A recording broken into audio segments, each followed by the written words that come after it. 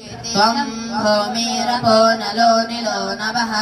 त्वं चत्वारि वाक्पदानि त्वं गुणत्रयातीतः त्वम् आवस्त्रयातीतः त्वं देहत्रयातीतः त्वं कालत्रयातीतः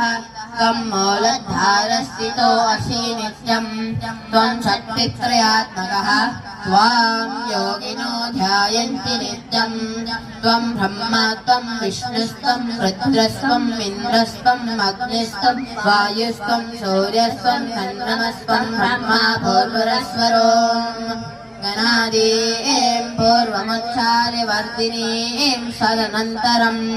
अनुस्वरः परात्तरः अर्धेन्दुलसितं तरेन्न रुद्धम् एततवमनुस्वरूपम् गकारः पूर्वरूपम् अकारो मध्यमरूपम्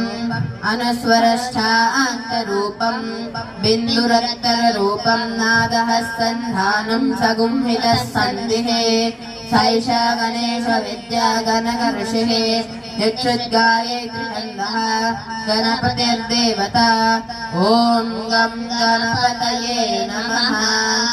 एकदन्ताय विद्महे वक्रतुण्डाय धीमहि तन्नो दन्तिः प्रचोदयात् एकदन्तं चतुर्हस्तं पाशमं कुशधारिणम् रदं च वरदं हस्तैर्भिभ्राणं मूषकध्वजं रक्तं लम्बोदरं शूर्पकर्णकं रक्तवाससं रक्तागन्धानूलीपताङ्गुं रक्तापुष्पैः सुपूजितं